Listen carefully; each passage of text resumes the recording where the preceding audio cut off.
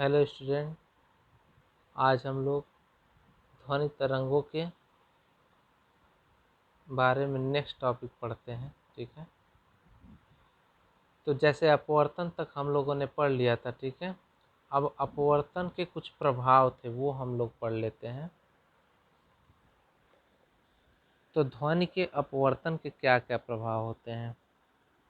तो प्रभाव नंबर 1, अपवर्तन में ध्वनि की आवृत्ति अपरिवर्तित रहती है। ठीक है, तो कभी भी ध्वनि का जो अपवर्तन होता है ना, उस अपवर्तन में ध्वनि की आवृत्ति यानी फ्रेक्वेंसी कभी नहीं बदलती है। ठीक है, तो यानी इस माध्यम से कभी भी प्रकाश एक दूसरे माध्यम में जाएगा तो उसकी फ्रेक्वेंसी कभी नहीं बदलेगी। ये कभी कभी पूछ देता है नॉर्मल कि कौन सा ऐसा ध्वनि का गुण है जो बदलता नहीं है। ठीक है, किसी भी माध्यम में जाने पे उसमें ध्वनि की आवृत्ति वही रह जाती है। दूसरा क्या प्रभाव पड़ता है, तो अपवर्तन में ध्वनि की तरंग दैर्ध्य परिवर्तित हो जाती है। ठीक है, यानी वेवलेंथ जो होता है, wavelength of sound wave change हो जाता है। ठीक है, इस माध्यम में कुछ दूसरा वेवलेंथ होगा लेमडा, इस माध्यम में जाएगा तो कुछ दूसरा वेवलेंथ हो जाएगा लेमडा 2। ठीक है, लेकिन फ्रेक्वेंसी न्यू 1 इधर भी रहेगा, न्यू 2 नहीं होगा। ठीक है, यहाँ पे भी न्यू रहेगा और यहाँ पे भी न्यू ही रहेगा। ठीक है, ये कोई चेंजेस नहीं होगा, इसके फ्रेक्वेंसी में कोई चेंजेस नहीं होगा। तीसरा, ग्रीष्मकाल में ध्वनि बहुत दूर तक सुनाई नहीं देती है। क्यों? जैसा कि मैंने बताया था, मीडियम पे ध्वनि की चाल डिपेंड करती है, और वो मीडियम यदि एयर मीडियम है तो उसमें ध्वनि की चाल कम होगी, यदि लिक्विड मीडियम है तो ध्वनि की चाल थोड़ी ज़्यादा होगी, और सॉलिड मीडियम है तो ध्वनि की चाल बहुत ही ज़्यादा होगी। ठीक है, तो ध्वनि दूर तक जाएगी, इसके लिए डिपेंड क्या है कि मीडियम कैसा है। मीडियम यदि एयर है यानी पार्टिकल बहुत ही दूर दूर है तो उसमें ध्वनि कम सुनाई देगा। जैसे गर्मी के मौसम में क्या रहता है, हवा के कण दूर दूर होते हैं, उस समय ध्वनि का चाल बहुत दूर तक नहीं जाएगा। ठीक है, जबकि शीतकाल में जो छोटे ढेर सारे कोहरे हम लोग को दिखाई देते हैं, उसमें भी तो पार्टिकल्स होते हैं। अब इसमें ध्वनि बहुत ही तेज़ी से आगे प्रोपोगेट करेगा। ठीक है, तो ये कंडीशन है कि गर्मी में ध्वनि बहुत दूर तक सुनाई नहीं देती है। दूसरा, शीतकाल अथवा रात्रि के शांत वातावरण में दूर स्थित श्रोता तक ध्वनि सुनाई देती है। तो शीतकाल में या रात के समय जब बहुत ज़्यादा गर्मी नहीं रहती है, रात के समय, उस समय शांत वातावरण में श्रोता तक ध्वनि बहुत ही दूर से सुनाई दे देगी। ठीक है, वायु की दिशा में ध्वनि अधिक दूर जा सकती है। ये कंडीशन मैंने बताया था, जो नदी ऐसे चल रही थी तो नदी के साथ यदि बोलेंगे, इधर की तरफ यदि फ्लो है नदी का, तो यहाँ से बोलेंगे तो यहाँ तक बहुत ही दूर तक सुनाई दे देगा। अब आप सोचिए, इधर की तरफ बह रहा है लहर और इधर से आप बोले तो यहाँ तक बहुत कम ही तक सुनाई देगा। ठीक है, तो ये भी कंडीशन होता है कि वायु के दिशा में ध्वनि अधिक दूर तक जाती है, क्योंकि ध्वनि मीडियम पे डिपेंड करता है, और मीडियम के पार्टिकल जितना तेज मूव करेंगे उतना ही तेज उसके अंदर के तरंग भी मूव करेंगे। दूसरा, वायु की दिशा के विपरीत ध्वनि अधिक दूर तक नहीं जा सकती है। जैसे लहरों का मैंने एग्जाम्पल बताया था, वैसे ही एयर में भी जो वायु चलता है किसी न किसी डायरेक्शन में चलता है, उसके अपोजिट डायरेक्शन में यहाँ से यदि कोई स्रोत ध्वनि निकल रहा है तो यहाँ से श्रोता को बहुत दूर तक नहीं सुनाई देगी। ये सब ध्वनि के अपवर्तन के प्रभाव हैं। अब बात करते हैं कुछ इन सब के प्रॉपर्टीज के बारे में, ठीक है। तो ध्वनि के तरंगों की कुछ प्रॉपर्टीज होते हैं जो निम्नवत हैं। क्या क्या है? तो तरंगों की तीव्रता, इंटेंसिटी ऑफ वेव्स, जिसे आई से हम लोग रिप्रेजेंट करते हैं। आई यानी तीव्रता होता क्या है? तो किसी माध्यम में किसी स्थान पर तरंग संचरण की दिशा के अभिलंबवत एकांक क्षेत्रफल से एकांक समय में गुजरने वाली ऊर्जा को उस स्थान की तीव्रता कहते हैं। मान लीजिए कोई एकांक क्षेत्रफल है, इसका एरिया है A। अब इस एकांक क्षेत्रफल से एक एकांक समय यदि लेते हैं T, यानी T समय में जितना ऊर्जा संचरित हो जा रहा है, यदि Q आवेश का ऊर्जा संचरित हो जाता है, इसी Q/AT को बोलते हैं इंटेंसिटी I, ठीक है। यानी किसी भी माध्यम में किसी स्थान पर तरंग संचरण की दिशा के अभिलंबवत एकांक क्षेत्रफल से एकांक समय में गुजरने वाली ऊर्जा को उस स्थान पर तरंग की तीव्रता कहते हैं, ठीक है। बात की जाए द इंटेंसिटी ऑफ वेव्स की, the amount of sound energy passing through any medium crossing unit area normal to their direction in the unit time is called intensity of sound wave at that place, or it is equal to the average sound power in unit area। कहने का ये मतलब है कि इस unit area में unit time में जितना भी एनर्जी पास हो जा रहा है उसे हम लोग इंटेंसिटी ऑफ साउंड वेव कहते हैं।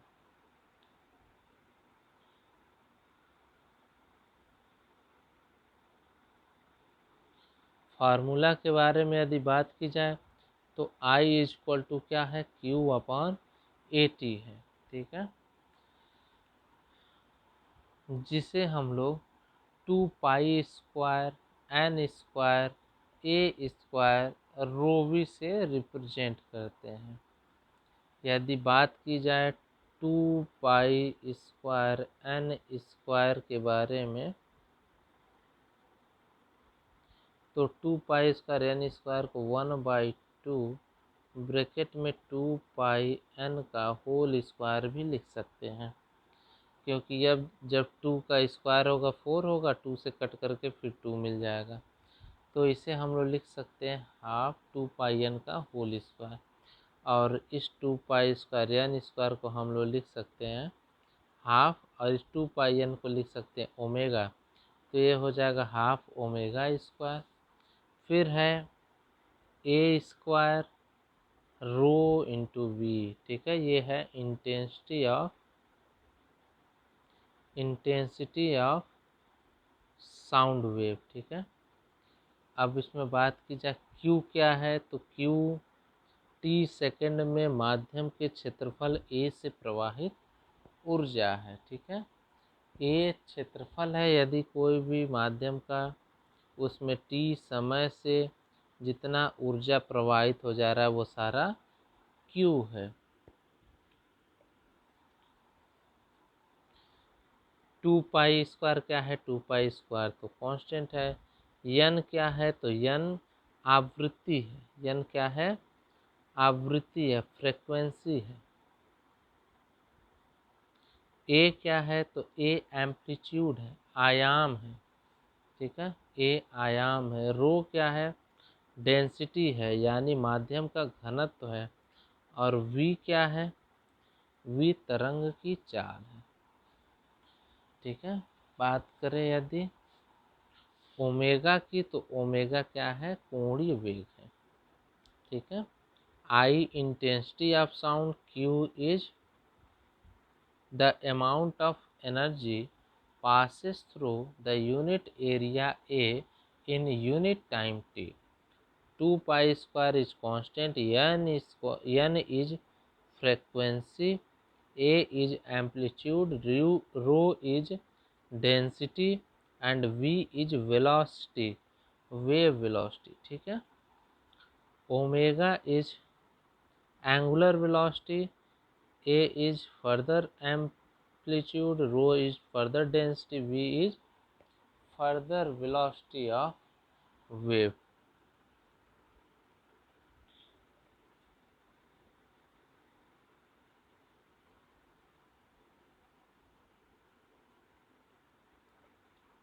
यदि इसके डेरिवेशन पे बात की जाए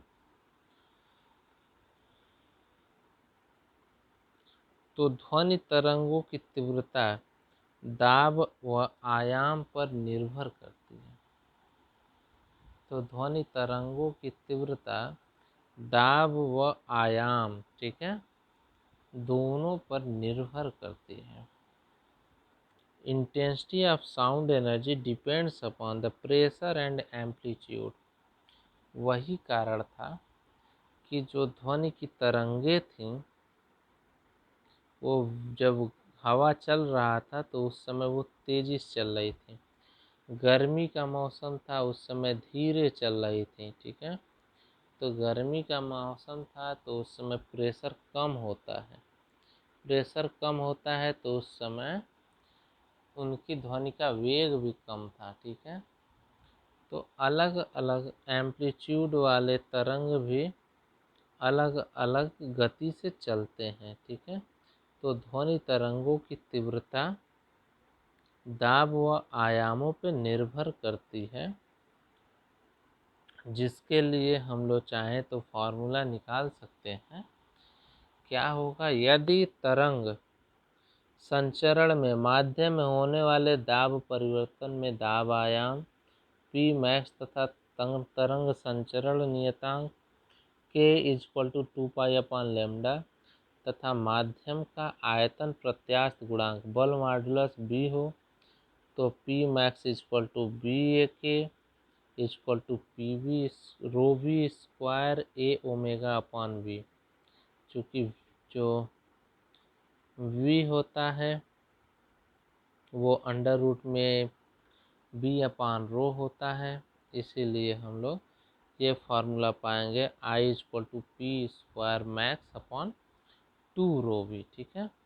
इसमें P प्रेशर है, ठीक है, मैक्सिमम प्रेशर, रो आपका डेंसिटी है। हम कह सकते हैं कि दाब व आयाम दोनों पे ये निर्भर करता है। बात की जाए यदि नेक्स्ट की, तो P शक्ति के बिंदु स्रोत से R दूरी पर जो तीव्रता होगी I = P/4πr² होगी। यदि P पावर का कोई बिंदु स्रोत है, ये सोर्स ऑफ साउंड है जिसकी पावर क्या है, P है, तो P पावर का यदि कोई भी साउंड सोर्स है उससे R दूरी पर जो तीव्रता होगी ना वो होगी I = P/4πr²। इसका यूनिट है वाट पर मीटर स्क्वायर।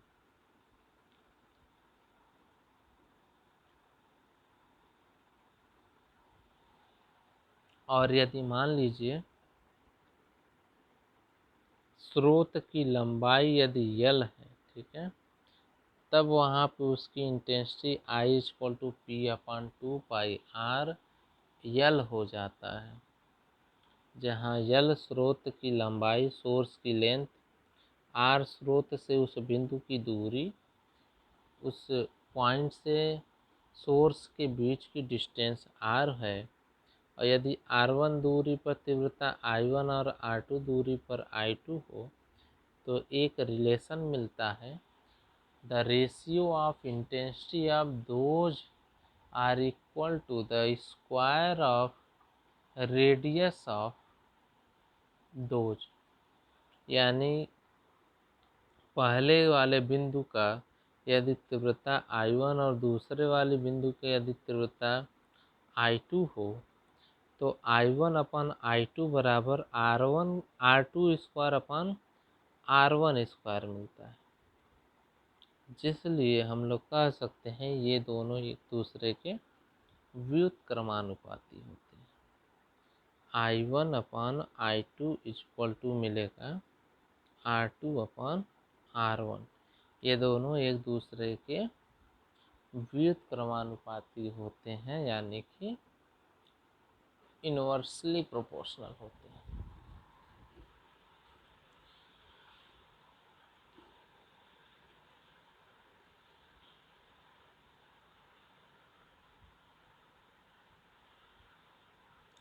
अब बात की जाए यदि तीव्रता के स्तर के बारे में,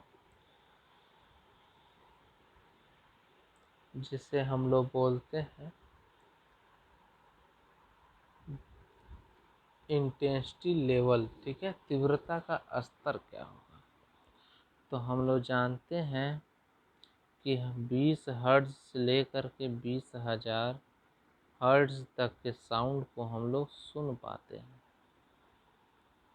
तो इसकी भी कुछ इंटेंसिटी होगी, इसकी भी कुछ इंटेंसिटी होगी, ठीक है।